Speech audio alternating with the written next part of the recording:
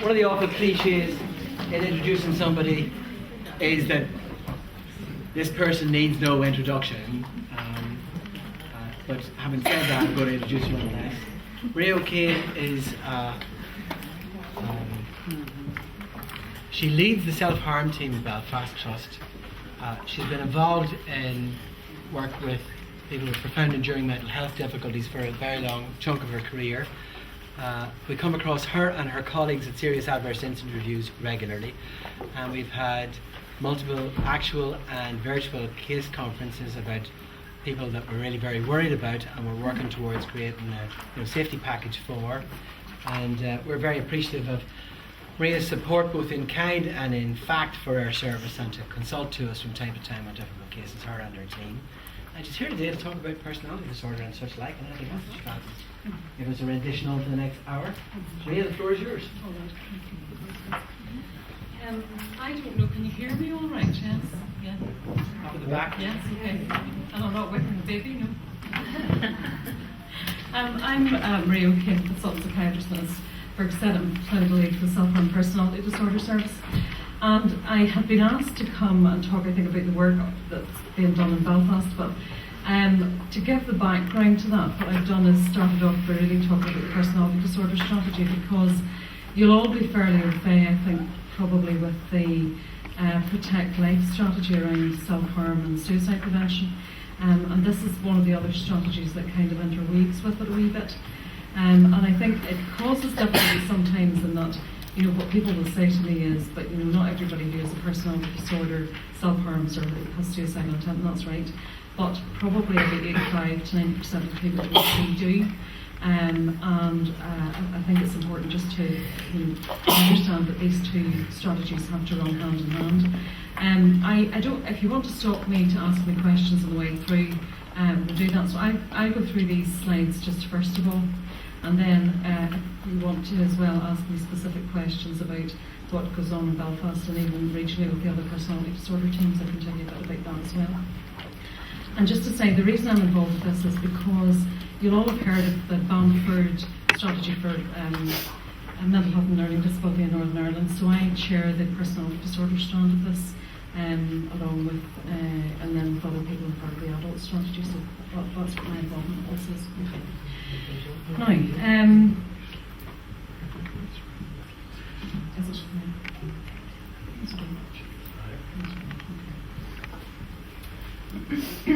so just very briefly to give you an overview of what we mean when we talk about personality disorder.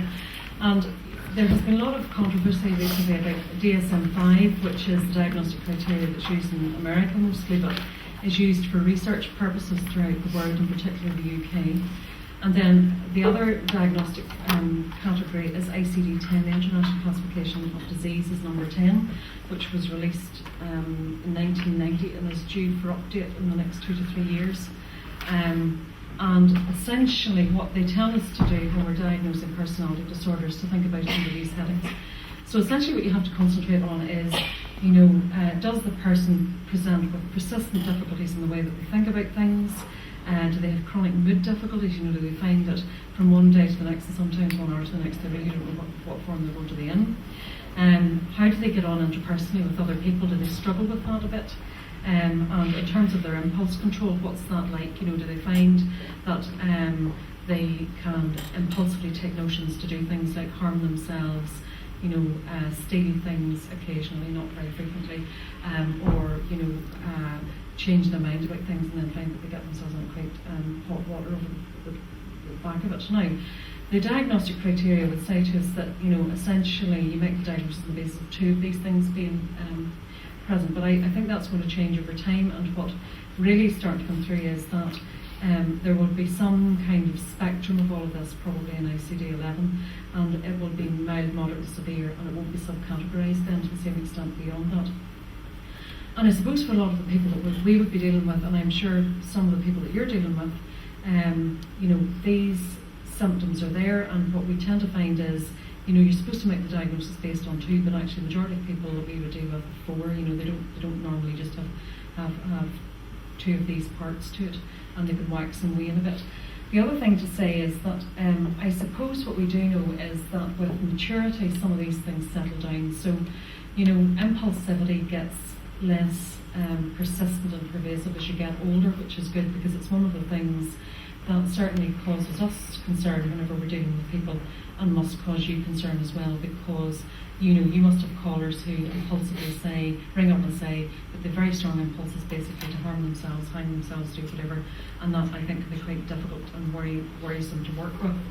And again, with the clientele that you work with and that we work with as well, the interpersonal functioning is very important, because of course if you find that people for whatever reason find it difficult to connect with other people, feel chronically empty and lonely and disenfranchised, and feel that actually the services that are provided for them really don't mean very much to them, it can be incredibly difficult for them then to engage in any kind of meaningful way. And certainly one of the things that, for example, in emotionally unstable or borderline personality disorder that gets talked about, and it's particularly relevant to, I think, interpersonal functioning, is that we would get significant numbers of people who present saying that they just feel chronically empty. And what we do know then is that a lot of the chaos and crisis and everything else that's created sometimes can be just about filling up that emptiness in space.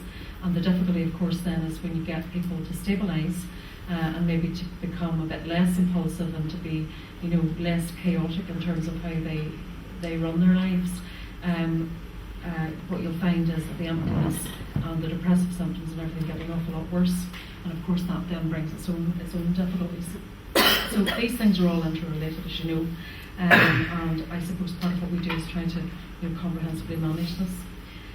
Now, you'll hear, there are different kinds of personality disorder. I suppose through the health service, the people that we tend to see with personality disorder tend to have emotionally unstable cluster B.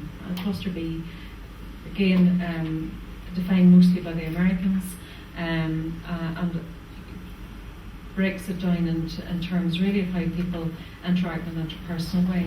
And to have a cluster B emotionally unstable personality disorder is reasonably common presentation within the health service.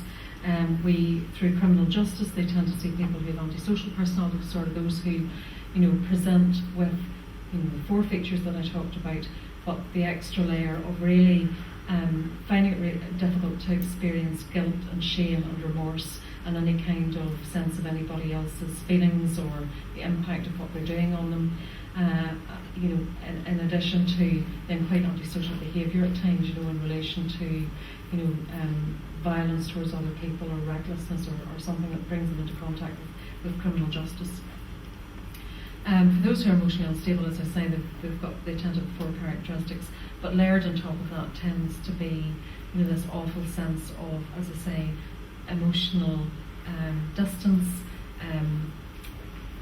loneliness, despair, hopelessness, all of those kind of symptoms that you'd be quite familiar with.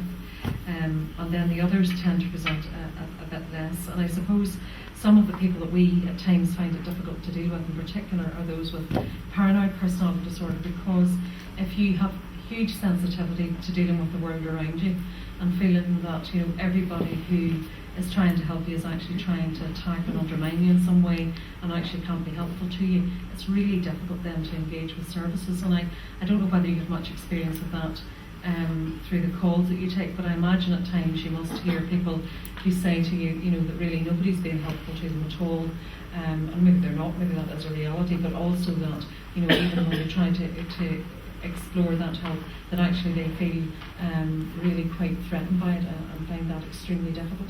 And that group of people in particular, as I say, find it really difficult to use services because of this constant anxiety about being attacked. Okay.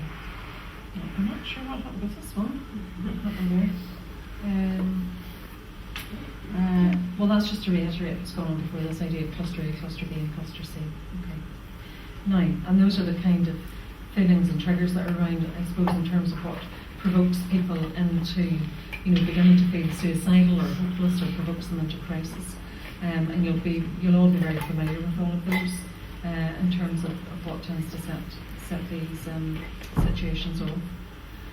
Okay, I suppose in terms of why personality disorder is important is that, we have never had an epidemiological study that's carried out in Northern Ireland, but what we do know is that across the world, these are the kind of statistics that tend to be produced. And we know that, it's fairly prevalent and can be made worse by substance misuse. It's fairly prevalent in prisoners, and it's fairly prevalent in those people who complete suicide. Going by retrospective coroner's autopsy. And the difficulty is that what we know as well is that children who get into difficulty obviously then can start to present with these symptoms and presentations in adulthood. And one of the trainees who's working with me at the minute, she is doing a review of 30 cases in a fairly comprehensive way of people who have come through the services with us, just really to look at the timelines and all of that, and to see what the presentation has been, which services have they been in contact with, how many times have they been in hospital, which emergency departments have they been in, have they used crisis lines, all of that. And I think the really worrying thing about what she's starting to show up in the data that she's collecting, and it is a relatively small size, but given, I suppose, the way some of these patients use services, they tend to come to us, by the time they get to us, with these big fat folders of stuff. The really sad thing in all of that is that a lot of the people that present to us have been presenting to services before the age of 9, that becomes really concerning in terms of thinking about proactive and preventative child care from statutory and other services, how children and people are supported and maintained throughout adolescence, and what can be done to actually improve the situation for younger people, so that actually by the time they get to us they don't need our service. Because the aspiration with all of this is always to try and do yourself out of a job, so that if you can understand it at an early enough stage, that actually then reduces the distress, it reduces the need. Okay. To go back to this again, just in thinking about some of the personality disorder strategy, it's set up around core principles, which are principally around user and care involvement. It is across Northern Ireland. It involves criminal justice, and I suppose the thing that we're quite pleased about is we're the only country in the Western world that actually has personality disorder services in all 5 trusts. Across England it's very patchy, they have none in Scotland, and they're trying to develop one in Wales. But if you go to the States, depending on where there's money, there are personality disorder services for people who don't have any money. Actually accessing these kind of services is quite difficult. So out of the strategy, and it was developed over a couple of years, as I say, across Northern Ireland, there were 17 recommendations about commissioning personality disorder services, being multi-agency, having a lead trust, which is Belfast, tiered approach involving criminal justice, looking at prison services, looking at networks developed across all of that, and trying to think about integrated care pathways. And to back all of that up, we've had a regional training strategy, there's a developing research strategy, and then we're in the process of trying to evaluate services. And I suppose a lot of the recommendations have been around commissioning specialist services and units, and as I say, the pathways and research. Now, just in Northern Ireland, as it stands at this point in time, BHSCT is Belfast Health and Social Care Trust, and then the Northern Trust, the Southern Trust, the South Eastern Trust, and the Western Trust. Okay, and the Southern Trust, sorry, I made a mistake there. It's consultation liaison, and it's led by Siobhan McAlynch, who was social work by background. She's psychoanalytically trained. So in Belfast we tend to do tier 2 and tier 3. So we work with community mental health teams, but we also run a specialist service. And then in the other trusts, in various ways, they provide tier 2 services. What they tend to do is provide consultation liaison and try and develop, supports and services around people. So I would presume your contact with us and with other trusts has been around the business of crisis planning for people, out of hours, what can actually be provided. And you will know yourself that this waxes and wanes a bit depending on what's happening with the individuals. So, for example, in Belfast, if we have someone in crisis and we realise that they don't require hospitalisation, but they do require some kind of stabilisation, and they do need some kind of support into the evening and across weekends and all of that. If we're concerned about them becoming or requiring inpatient care home or acute psychiatric care, we can refer to home treatment. If we have to think about crisis planning, I think that's then when we turn to yourselves and we'll talk to you about how do we set up a robust crisis plan with this person so that they can use your check-in system and your contact phone calls and all of those, which is extremely stabilising for people. And to go back to the earlier points of how people present, if you feel intensely lonely and isolated and it comes to 5 o'clock, 6 o'clock and services have all closed down for the night, although there's mental health at night and all of that, but it tends to be very reactive instead of proactive. It's incredibly containing for people to feel that there's something there outside of that. And you will notice that some of the people who make, for example, be in contact with our service or other services will use you at times whenever they are particularly in crisis, and then when they get themselves studied up, that'll settle down again, and then they'll be back again. And with time, hopefully what you notice is that starts to go down, that the frequency and the intensity of the contact stabilises and then eventually falls off to the point where the crises are a lot less frequent. People are able to self-soothe and maintain themselves a lot better, and they don't actually need you to the extent that they did before. Okay. Now, these are again some of the documentation that's around in terms of backing all of this up. In an ideal world, if we were providing good personality disorder services, and we're not there yet, it's all about the interaction with the community, mental health services, criminal justice, all of that. And I mean, some of the parts in our service that are incredibly important in terms of studying people up, as I say, are the crisis services and support services, whether it's Lifeline and other community organisations, or social care, housing, employment, primary care, support services, all of those kind of things. Trying to hold all of that together at times can be quite challenging, and it can be very challenging for the person, and especially if they have, if they find it really difficult to speak to people in the first place and represent themselves, or they're not at this point well networked in with advocacy, trying to negotiate all of that can be incredibly difficult. But for a lot of the people that I see, whenever they're looking for support, you'll say to them, well, did you contact Lifeline? Did you contact the Samaritans? Who did you ring? And they'll say, well, no, I didn't. I really felt I couldn't do that. And you go back down through it again to find out what was going on, but felt I couldn't do that. So, I think, because of what you've developed over the last number of years, and because of our awareness of how these things fit together, there's a lot more in place than there was 10 years ago. We still have the difficulty of engagement, trying to get people who actually need these services to use them at the right time is very challenging, and trying to, I suppose, always keep the complete picture in mind is very challenging. That people don't live in isolation, depending on whether they have a Lifeline call or an appointment with their CPN or psychiatrist or whoever. It's about bringing all these elements together to try and steady people up. Okay. So as I've said before, it's all these balancing bits that drive this. In terms of what we've been trying to do then, in relation to education, we have brought together, and I don't know whether any of you have been on it yet, but bit by bit we're working our way around the piece. We involved ourselves with the University of Nottingham in England because they had developed the Knowledge and Understanding Framework, which across England is identified as the education structure essentially for understanding personality disorder. And on the basis of all of that, we had people trained by Nottingham who were users, carers, and at that point in time, professionals. It's now being run through the Beaches Education Centre in Belfast for all 5 trusts, but in addition to that, they've started to involve probation. I know FASA has taken up some of the places at various stages. I'm not sure whether Lifeline has been involved yet or not. But again, it's 50% delivered obviously by service users and carers, and the other by now trained staff from the beaches.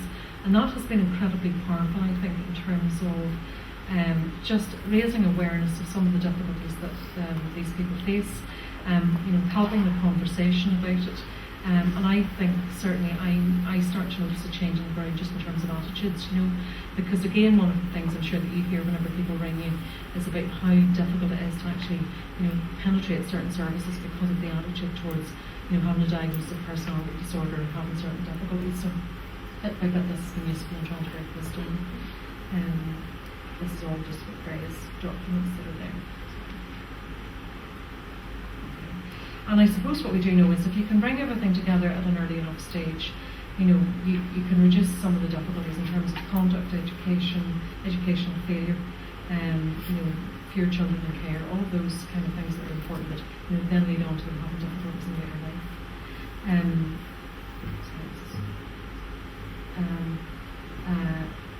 You know, and the use of primary care, your service, our service, drug and alcohol services, criminal justice, all of those kind of things. Just in terms of trying to access at the later stages.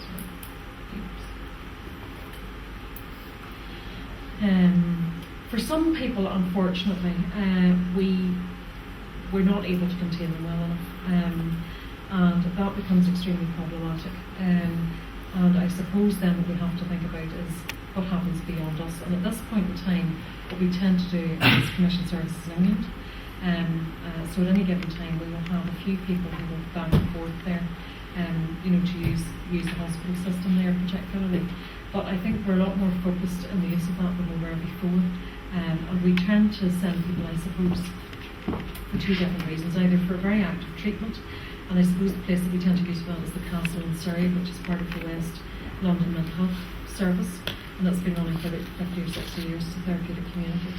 Or the other places that we tend to use are the likes of Signet and Priory and Capio, places that have an established history of managing people with personality disorder. But you know, we tend to focus very much on, you know, trying to stabilise the person, get them involved in some kind of psychological treatment if they can tolerate it, and not everybody can. Get them studied up and then get them back as best they can. And again, then this is the criminal justice side of it. Obviously, their concern is always about severe dangers of people with personality disorder, those who offend on the basis of their personality disorder. But despite all of that, I suppose what we constantly come back to is this, which is, you know, I remember whenever we started down this path, and I mean, I trained as a psychiatrist and psychotherapist, and there was, you know, lots of rows that went on around, you know, my therapy is better than your therapy and all that sort of stuff. And I have to say, you know, about 30% of the outcome depends on the therapy. 70% depends on everything else. And, you know, the best thing you can do is to start at the bottom of Maslow, which is around, you know, make sure the person has a roof over their head, money to get them through the day, you know, 3 square meals or even 2, that they're not constantly under threat from somebody, that they're not being beaten up at home, all those kind of usual things. That you can try and stabilise them and, you know, get them to steady themselves up in some shape or form before then getting them to the point where you think about therapy and you think about all these other things. And you know, some people will come to it quicker than others. Some people will start therapies and then destabilise, and you have to then work your way back down again and start at the bottom and try and bring the whole thing together. But you know, what I'm saying to you is, don't underestimate the importance of crisis support and stabilisation, because actually they can't manage any of the rest of it at all without that. And if people can get themselves to the point where they can tolerate robust enough therapy, and there are evidence-based therapies for this, then actually their outcome's much better. But you can still give them a very good outcome if you can manage to steady them up. And that's a very rough triangle, as says, of what our service looks like at this point in time. And I'll take some questions. So that's a very brief background of what's going on, but I'm sure there are other things that you're more interested in. Thank you very much, Maria. Questions, folks, comments? Holly? I'm just wondering about support for families and relatives and carers. Is there option in the way of support, or could you even recommend books or readings that we could recommend carers? It depends where you are, right? As part of it, when we got there was monies came through down through the personality disorder strategy. There were at the beginning we were promised 3 million for Northern Ireland. We got 1.5 million across the 5 trusts, right? And with the money that we got, we set up various things, and one of them was a cause PD care, right? And what Cause did at that stage was appointed 2 part-time people. And Amy is Amy's the person we tend to work with most, and she's still there. So what Cause does in Belfast, and it doesn't exist within the other trusts, which is a problem in trust areas, they have developed a family and friends course, and we have worked with them to try and develop that. And essentially they meet, part of the strand of that is that they meet in Belfast Central Library. I think it's the first Wednesday in every month about 6 o'clock. And then beyond that, we've had the Oxford Family and Friends Service over, which works with the Thames Valley Initiative, which is part of the bigger personality disorder initiative across the whole Thames Valley, basically to do some of the training around that. So some of their carers are now co-facilitators, and they've worked up a whole programme around that. And I suppose when people are referred to us through the self-harm team and personality disorder service, we have an information session right at the beginning, because the engagement is just so problematic. And I suppose, one of the things that we know as well is that, if we understand, the development of personality disorder being partly around how people attach to things, and we're asking them to attach to us, what we try to do then is give them a big information session right at the beginning. We run 2 of those a month, just to let them know exactly what the service will offer them. And we would bring the Cause PD carers along to that, and if they can't come, their information comes in, and then we make that the people who attend aware of that. And certainly, anybody who's referred to us, we will ask them to go to that information session to begin with, and to bring somebody with them, bring who they want, so that at least, we also know that people with personality disorder, for example, have really high anxiety levels, and to sit in a room with strangers and listen and take information is extremely difficult, particularly if you're very anxious about yourself. So if they bring somebody along with them, at least then they can gather up the information. And the feedback certainly we've had on that has been quite supportive. The other organisation that we used in the past, but we're now reworking that actually to work with adolescent services, because we've started to develop some of the self-harm programme into adolescent services. With the Northern Ireland Association for Mental Health, we developed a programme there with the South Eastern Trust for a while, but it's now being reworked basically to provide support to adolescent parents essentially. Any questions or comments from Maria? One of the things I was thinking about was you said that many people access the services around age 9 or sometimes earlier. I was kind of thinking about the length of time it can take for a diagnosis. I'm not sure if this is true. Does a person have to be 18 before they're diagnosed with a personality disorder? You do, but no, what I meant by that, sorry, it wasn't very clear, was that when we look retrospectively at people's histories, what we know is that they start to be known to either mental health or child and family services by the age of 9. It's not that they're given a diagnosis at that point, but certainly the difficulties in their own lives seem to start to manifest themselves by that point. So I was kind of thinking, is there something there about working preventatively? Yes. Potentially Yeah. probably 18 years of age to diagnose or something. Yes. And Yeah. I mean, we have started to do. We had a very useful meeting in recent times. We brought across Glenad's head, who has been very involved, and she and some of the other people out of the task important have been involved in reviewing cases and assessing cases of parents, for example, who've been involved in child abuse, child neglect, and they now have collected quite a huge amount of data and all of that, and on the basis of that, what they started to do was to set up a programme in England that was really to work very proactively with parents of children who are really struggling, So, that's starting to show quite promising results. And even with probation here, one of the things that's been tremendous there, I think, is that I'm sure you've heard in London, Margaret, maybe haven't unless you get a bit unlucky about it like me, but there are things like the Margaret Project in England, which is very much about, very proactively working with educational psychology, SENCO, families, the school, basically to try and provide some support to the child and parents in the school. And what's drawn out from that, obviously, particularly if you're working somewhere like the middle of London, are the issues around engagement, especially engagement of people with different nationalities and We have, huge problems with poverty and exclusion and all of those kind of things. But out of that programme was developed what they call a Caring Dads programme, and it's now been adopted by the Northern Ireland Probation Service here.